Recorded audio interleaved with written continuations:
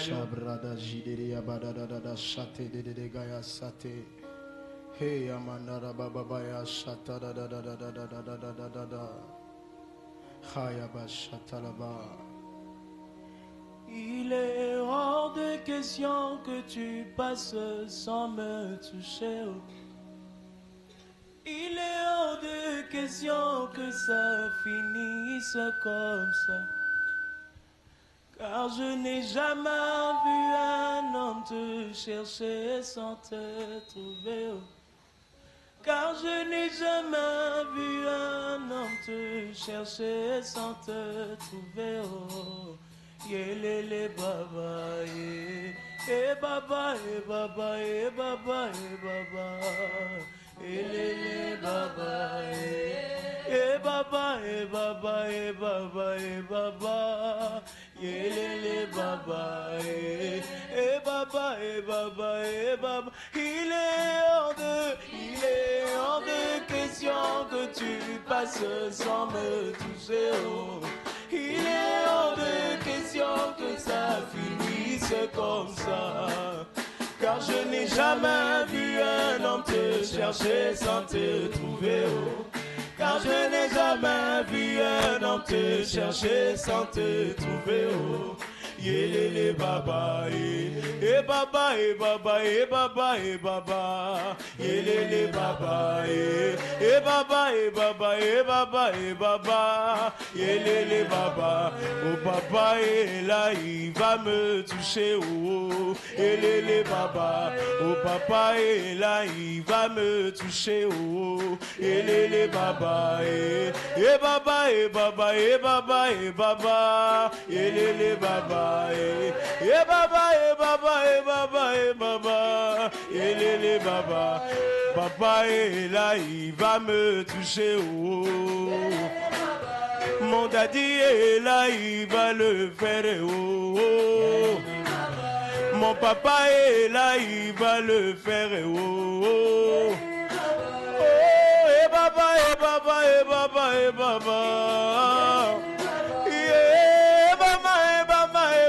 Il est hors de question que tu passes sans me toucher. Oh. Il est hors de question que ça finisse comme ça. Car je n'ai jamais vu un homme te chercher sans te trouver. Oh. Car je n'ai jamais vu un homme te chercher sans te... Yelele baba,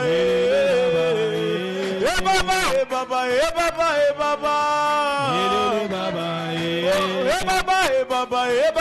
baba,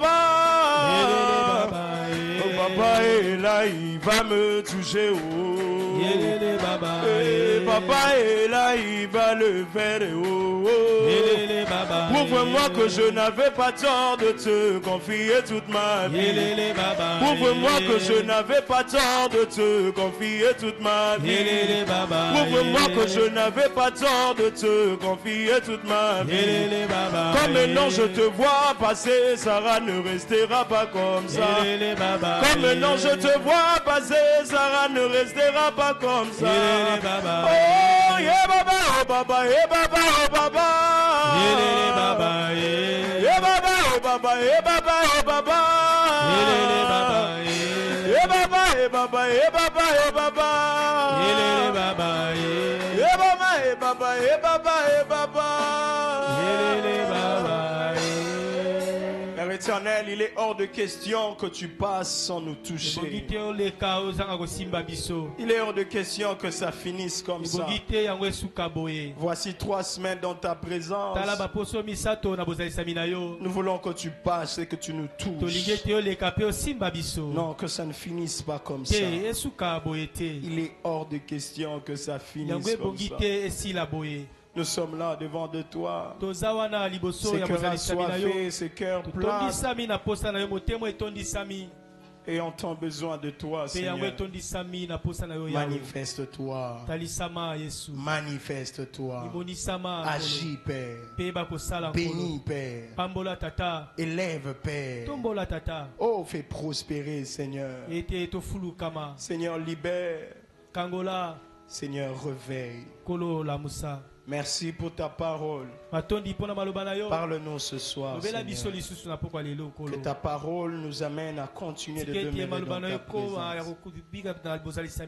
Saint-Esprit, nous te prions de prendre le contrôle de toutes choses, de diriger toutes choses et de rendre gloire au nom de Jésus. Amen. Amen. Gloire à Dieu. Est-ce que nous pouvons acclamer les Seigneurs? Acclame fortement Dieu. Voilà que tu acclames Dieu, tu es assis. Tu acclames Dieu, tu es assis. Vraiment, tu acclames Dieu, tu es assis. Tu n'acclames pas un homme, tu acclames le roi de rois, Dieu. Le roi de rois, le roi de rois. J'ai dit toujours, quand il s'agit d'acclamer Dieu, parfois il faut regarder, il faut voir ces dieux devant lesquels tu es, tu acclames. Voir la grandeur de ces dieux. C'est Dieu qui est grand et merveilleux. Alléluia. Nous allons lire notre texte de base rapidement. Dans le livre de Actes des Apôtres, chapitre 2. Actes des Apôtres, chapitre 2.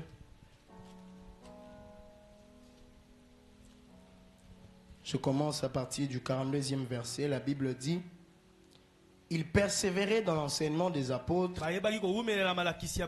dans la communion fraternelle, dans la fraction du pain et dans les prières. La crainte s'emparait de chacun. Et il se faisait beaucoup de prodiges et de miracles par les apôtres. Je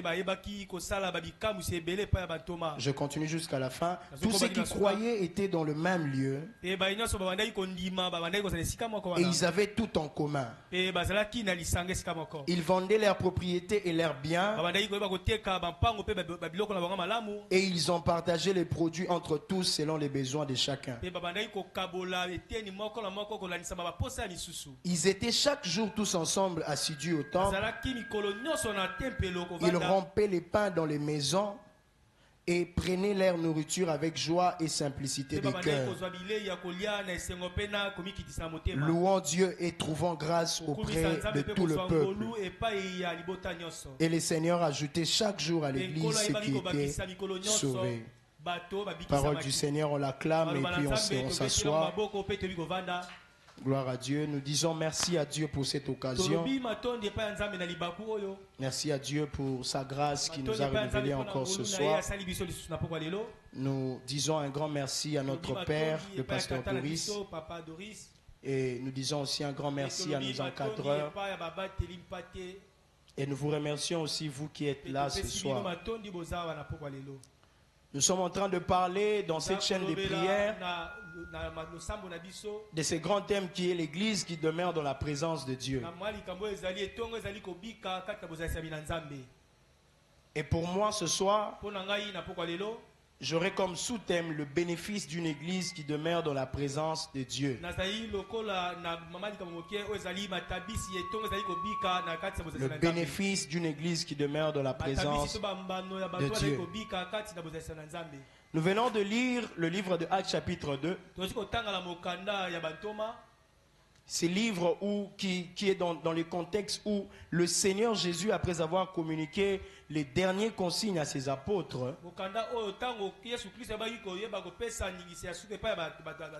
dans celui de rester à Jérusalem attendant l'effusion de l'Esprit afin de faire d'eux des témoins de Christ.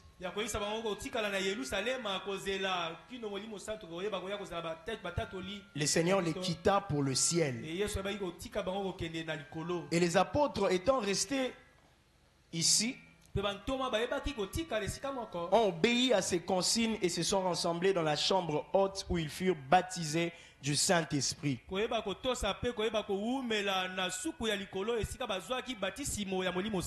Et après juste cela, il y eut la prédication de l'apôtre Pierre, qui est allé jusqu'à gagner environ 3000 âmes.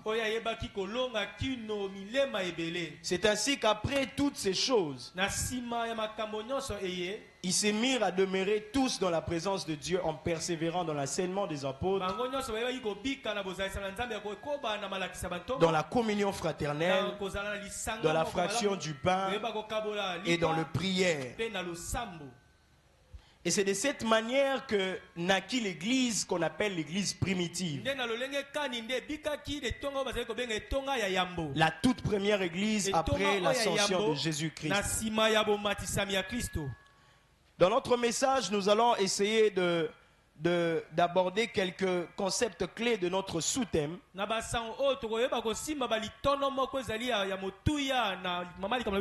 Dont nous sommes en train de parler, le bénéfice d'une église qui demeure dans la présence de Dieu. Déjà, nous sommes en train de voir ici, on nous parle de l'église qui demeure dans la présence de Dieu. Et nous voulons comprendre c'est quoi l'église. Selon les dictionnaires bibliques, l'église est l'ensemble de vrais croyants depuis la mort du Christ jusqu'à son retour.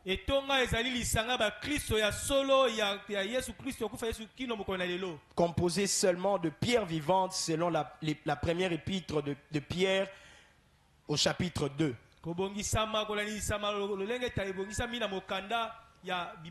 C'est ce que autrement on nous a appris l'église universelle. Et la deuxième définition, c'est l'ensemble de vrais croyants dans une localité. Ce qui constitue une église locale. Une église locale comme la nôtre ici. Et on dit l'église qui demeure dans la présence de Dieu. Et nous voulons comprendre aussi la présence de Dieu, que je suis en train de typifier par deux catégories. La première, c'est la présence de Dieu disponible ou naturelle. C'est que Dieu dans sa nature, il est omniprésent. Il est partout en même temps. Et de là on peut parler de la omniprésence de Dieu sur la terre ou partout dans l'univers. Et la deuxième catégorie, c'est la présence de Dieu que l'on recherche ou que l'on cherche à obtenir. C'est celle qui est accordée aux enfants de Dieu qui la désirent, qui la cherchent, qui la gardent et qui y demeurent.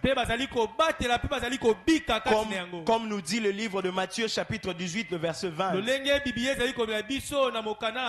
Que là où deux ou trois sont assemblés au nom de Jésus, il est bel et bien présent parmi eux. Et Isaïe 55, 6 nous dit: cherchez l'Éternel pendant qu'il se trouve.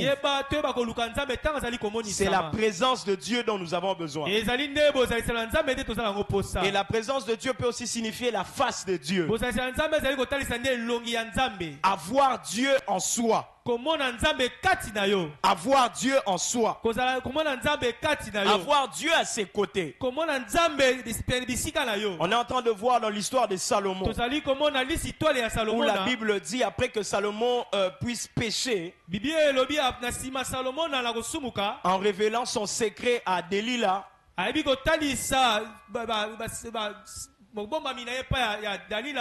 la Bible dit quand les Philistins sont venus, David s'est levé, il a dit: je m'en sortirai comme d'autres fois. Mais la Bible dit il ne savait pas que la présence que Dieu s'était retirée de lui. C'est que la présence de Dieu qui était en lui n'y était plus. Et la présence de Dieu peut signifier aussi Dieu présent ou Dieu qui est là. Et nous sommes en train de voir l'église, le bénéfice d'une église qui demeure dans la présence de Dieu, qui demeure dans la présence de Dieu. Et c'est quoi demeurer? Demeurer qui veut dire s'arrêter assez longtemps en un lieu. S'arrêter assez longtemps en un lieu. Habiter, loger, faire un logement. se faire une demeure, une maison. Être à demeure, être permanent ou tenir, persister, durer, rester quelque part. C'est à cela que notre message nous appelle. À être cette église qui demeure. Une église qui habite dans la présence de Dieu. Une église qui reste assez longtemps dans la présence de Dieu. Qui est permanente dans la présence de Dieu. Et nous allons voir ce que signifie aussi le bénéfice, car nous parlons de bénéfice de cette église qui demeure dans la présence de Dieu. Le bénéfice, c'est un gain, un profit que l'on tire de quelque chose. Un avantage que procure quelque chose. Hier, par exemple, l'homme de Dieu, le pasteur Gédéon, nous a parlé des avantages de demeurer dans la présence de Dieu. C'est qu'il y a des bénéfices qui sont attachés à cette église qui demeure dans la présence de Dieu. Ces bénéfices peuvent être ces succès, c'est cette victoire que l'on a, que l'on obtient dans une affaire ou dans quelque chose. Et par ce message, je voudrais poursuivre des objectifs principaux.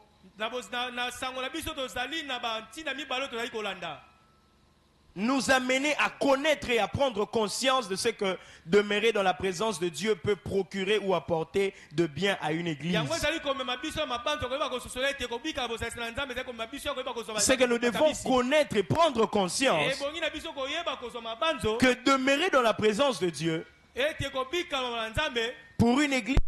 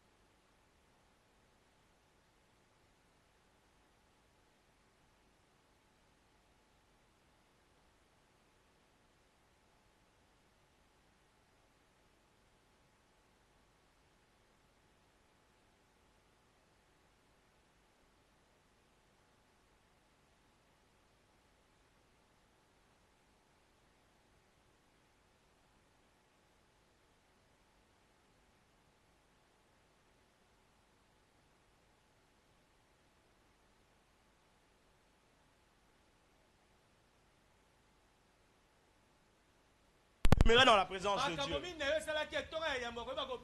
C'est que l'église primitive était, la Bible dit, il persévérait dans l'enseignement des apôtres. Il restait, il prenait du temps à écouter les apôtres.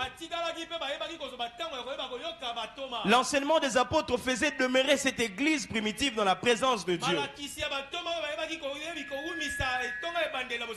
Et l'une des choses, si nous voulons réellement demeurer dans la présence de Dieu, nous devons être cette église qui demeure aussi dans la présence de Dieu par les enseignements des serviteurs que Dieu a établis. En restant, en écoutant, prenons le temps d'écouter, de suivre les enseignements. C'est alors que cette manière nous permettra aussi de demeurer dans la présence de Dieu. Et c'est là même qu'intervient la notion de garder la parole de Dieu, que nous dit le livre de 1 Jean chapitre 2 le verset 5. La Bible dit, mais celui qui garde sa parole, l'amour de Dieu est véritablement parfait en lui. Par là, nous savons que nous sommes en lui. Par là, nous savons que nous sommes en lui. C'est que nous savons que nous sommes en Dieu, ou dans la présence, en Dieu, dans la présence de Dieu. C'est quand nous gardons la parole de Dieu. Et cette parole nous est prêchée, nous est apportée par les enseignements des hommes de Dieu qui passent par ici. Et si nous voulons demeurer dans la présence de Dieu, nous devons apprendre à passer du temps à vouloir écouter, suivre les enseignements des apôtres. Est-ce que dans votre cœur, vous avez ce cœur qui est tellement tiré par les enseignements? Ou souvent, vous venez juste à l'église, ou nous venons juste à l'église seulement peut-être pour prier, demander à Dieu des choses et puis rentrer. Nous devons être cette église qui est disposée, qui a ses cœurs pour l'enseignement. Car c'est en cela que nous allons demeurer dans la présence de Dieu. Venir dans la présence de Dieu avec un cœur qui veut écouter les enseignements, la parole de Dieu. Parce que comment arriveras-tu à garder la parole de Dieu si tu ne la reçois pas? Si on ne t'enseigne pas cette parole, il faut que l'on puisse t'enseigner cette parole. Et c'est en ce moment-là que tu pourras la garder. Oui, tu peux dire que moi le Saint-Esprit m'enseigne. De moi-même, quand je lis la Bible, je suis enseigné par l'Esprit. Mais la Bible nous montre l'importance de ce qu'ils étaient là demeurant dans la présence de Dieu par les enseignements des apôtres. Est-ce que venez-vous à l'église, venez-vous dans la présence de Dieu aussi pour écouter la parole de Dieu? Cherchez-vous à demeurer dans la présence de Dieu aussi pour écouter les enseignements de Dieu? Est-ce que les soucis de la parole de Dieu est aussi votre partage, le partage de votre cœur? C'est en cela que nous sommes appelés, si nous voulons rester, si nous voulons demeurer dans la présence de Dieu. La Bible dit dans Tite chapitre 1 le verset 9: attachez à la vraie parole telle qu'elle a été enseignée, afin d'être capable d'exhorter selon la sainte doctrine et réfuter les contradicteurs. Attaché à la vraie parole telle qu'elle a été enseignée. Aujourd'hui, beaucoup des enfants de Dieu que nous sommes, que nous constituons l'église du Seigneur, nous nous détachons facilement de la parole de Dieu. Nous oublions facilement la parole de Dieu. Et cela nous expose à sortir de la présence de Dieu. Cela nous expose à quitter la présence de Dieu. Comme l'apôtre Paul est en train de parler à Tite, de pouvoir rester attaché à la vraie parole telle qu'elle a été enseignée. Ne pas chercher à modifier, ne pas chercher à ajouter ses propres prétentions, mais garder la véracité de la parole de Dieu, afin d'être capable d'exhorter selon la sainte doctrine et de réfuter les contradicteurs. Frères et sœurs, si nous voulons demeurer, être cette église qui demeure dans la présence de Dieu, nous devons vouloir aimer, nous devons porter en nous ces désirs de vouloir écouter les enseignements des hommes de Dieu.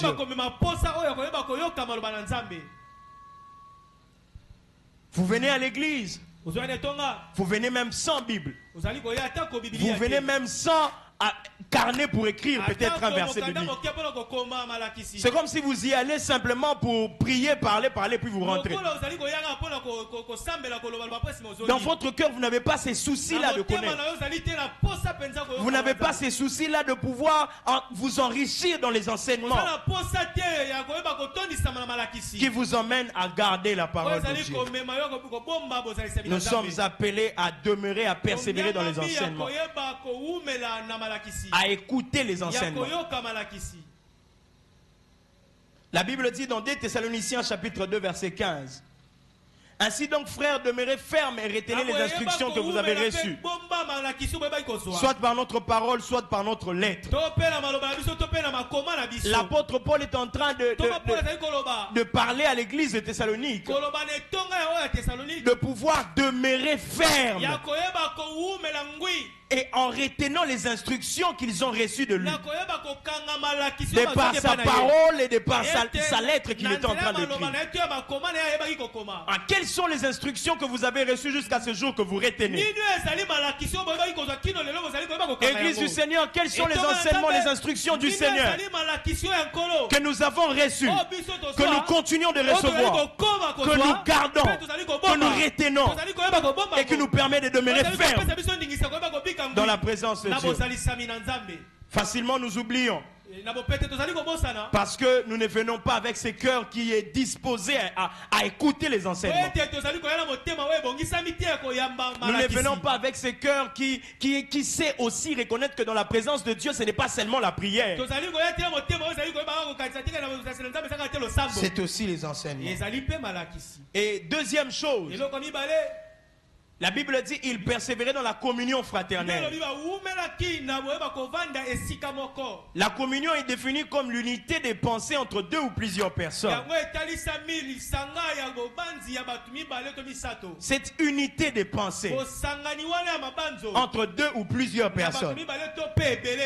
Et l'exemple, c'est l'exemple de Dieu le Père et son Fils Jésus-Christ, et même entre nous les croyants. La Bible dit cette église persévérait dans la communion fraternelle, c'est-à-dire en restant dans la présence de Dieu. Il prenait le temps de demeurer dans la communion fraternelle. La communion fraternelle ne s'est brisée pas. Cette unité de pensée, cette unité, cette même logique était en train de grandir en eux. Il y persévérait. Et la Bible dit dans 1 Jean chapitre 3, c'est que nous avons vu et entendu, nous vous l'annonçons à vous aussi, afin que vous aussi vous soyez en communion avec nous. Or notre communion est avec le Père et avec son Fils Jésus-Christ. C'est que l'apôtre Paul est en train l'apôtre Jean est en train de faire comprendre une chose ici. Il montre que ils n'ont pas pu garder ce qu'ils ont entendu et vu.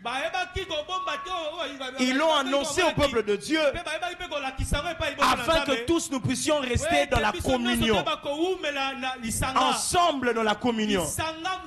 Et cette communion de nous ensemble fera en sorte que nous soyons en communion avec le Père et avec son Fils Jésus-Christ. Est-ce que vous êtes en communion avec votre frère, avec votre soeur? Existe-t-il cette unité? L'unité des pensées. Il y a des séparations dans l'église du Seigneur. Et rassurez-vous, une église remplie de séparations ne saura demeurer dans la présence de Dieu. Une église où les uns et les autres se tirent de ficelles ne saura rester demeurer dans la présence de Dieu. La présence de Dieu nous exige en tant qu'église, en tant que ce même corps, de pouvoir vivre dans la communion fraternelle, dans la communion, dans l'unité des pensées, aller dans un même sens. Et eux, pour eux, l'église primitive, ils étaient en train de demeurer dans cette communion fraternelle, aussi au travers des enseignements des apôtres qui étaient enseignés. Ils avaient tous la même pensée. Ils avaient tous le même sentiment. La Bible dit dans le 7e verset, mais si nous marchons dans la lumière, comme il est lui-même dans la lumière, Nous sommes mutuellement en communion. Et le sang de Jésus, son Fils, nous purifie de tout péché. Il dit, si nous marchons dans la lumière, comme lui-même est dans la lumière, nous sommes mutuellement en communion. C'est que notre communion aussi avec le Seigneur dans la présence de Dieu, c'est du fait que nous marcherons dans la lumière. Ne pas marcher dans les ténèbres. Ne pas vivre dans des choses obscures, dans des choses qui ne rendent pas gloire à Dieu, dans des choses qui sont de mauvaises œuvres, des œuvres de la nuit. Nous devons marcher dans la lumière parce que notre Dieu est lumière. C'est en ce moment-là que nous allons demeurer dans la communion avec notre Dieu, dans sa présence, et nous serons mutuellement en communion entre nous. Car l'église primitive demeurait dans la présence de Dieu au travers aussi de la communion fraternelle. Et troisièmement, c'était la fraction du pain. La fraction du pain est définie comme l'acte par lequel la communion les uns les autres s'expriment. Notre communion avec Christ. C'est ces gestes que nous allons aussi faire ensemble le 31 ici. La Bible dit dans 1 Corinthiens 10, 16 à 17. La coupe de bénédiction que nous bénissons n'est-elle pas la communion au sang de Christ? Le pain que nous rompons n'est-il pas la communion au corps de Christ? Puisqu'il y a un seul pain, nous qui sommes plusieurs, nous formons un seul corps, car nous participons tous à un même pain. Et ce même pain, c'est Christ. Et lorsque nous sommes en train de le partager, c'est ce corps de Christ que nous formons. Et c'est dans cet exercice-là que nous allons apprendre à demeurer dans la présence de Dieu. Et rapidement, pour finir pour aujourd'hui, il demeurait dans les prières. Dans le prière. La prière est l'un des moyens le plus fréquent de demeurer dans la présence de Dieu. Ça nous vient automatiquement et directement dans la tête. Quand on parle de demeurer dans la présence de Dieu, nous voyons la prière. Nous voyons passer des moments dans la prière. Et la prière est très importante pour une église qui veut demeurer dans la présence de Dieu. Il prenait le temps de demeurer dans la prière, de persévérer dans la prière. C'est que c'était sans cesse. Il continuait. Comme nous sommes en train de le faire ici. Chaque jour, chaque soir, nous sommes ici. Nous sommes là dans la présence de Dieu. Frères et sœurs, j'aimerais t'encourager de ne pas te fatiguer un soir, de venir chaque soir assoiffé dans ton cœur, voulant rencontrer Dieu. Ne laisse personne te décourager. Ne laisse rien t'empêcher d'être là, de venir dans la présence de Dieu, de passer des moments dans la présence de Dieu par la prière, de prendre du temps à parler à Dieu, car la prière est un dialogue entre Dieu et son peuple. L'homme de Dieu, le pasteur Fleming, nous a enseigné cela. Il a dit que la prière est un dialogue qui doit être sacré. Elle nous demande la consécration totale. Elle demande la foi qui produit la persévérance. On ne prie pas seulement pour prier. On ne prie pas seulement comme ça, comme ça. On ne vient pas, je vais prier. La prière est un dialogue avec Dieu. Et ce dialogue est sacré. Et il doit se faire dans la consécration totale. S'offrant totalement à Dieu. Venant entièrement se remettre au Seigneur. Et le faire avec la foi. La foi qui produit la persévérance. Une prière sans foi est vaine. Quand vous priez, est-ce que vous avez de la foi? Est-ce que vous croyez dans ce que vous priez? Est-ce que vous croyez au Dieu devant lequel vous priez? Au Dieu à qui vous adressez vos prières? Est-ce que vous croyez qu'il peut agir et agir maintenant, agir aujourd'hui? Que ces problèmes-là que tu as priés, en rentrant à la maison, tu trouves la solution. Est-ce que tu crois que ça peut être résolu aujourd'hui? Est-ce que tu crois que ta prière, Dieu peut l'écouter, l'entendre et te répondre aujourd'hui? Est-ce que tu le crois dans ton cœur? Si tu le crois dans ton cœur, tu ne prieras pas comme tout le monde. Tu ne le feras pas comme hier. Non, tu ne le feras pas comme hier. Tu le feras plus que tu l'avais fait.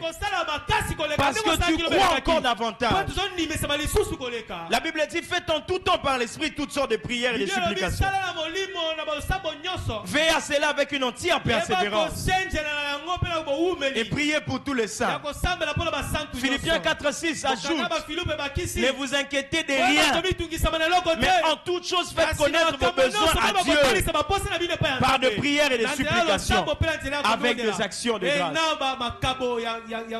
L'église du Seigneur qui veut demeurer dans la présence de Dieu doit apprendre à y demeurer dans la prière. Dans la prière avec foi. Dans la prière avec persévérance. Une prière qui ne veut pas s'arrêter maintenant. Une prière qui ne vient pas pour quelque temps. Une prière qui veut rester. On parle de demeurer. Rester assez longtemps en un endroit. Est-ce que vous êtes venu prier ce soir? Est-ce que votre cœur est disposé pour prier ce soir? Est-ce que vous avez soif de ce Dieu devant lequel vous êtes venu prier? Nous pouvons nous lever, nous allons prier ce soir. Nous pouvons nous lever, nous allons prier ce soir. Nous allons laisser la place au pasteur Flynn qui va nous conduire dans la prière.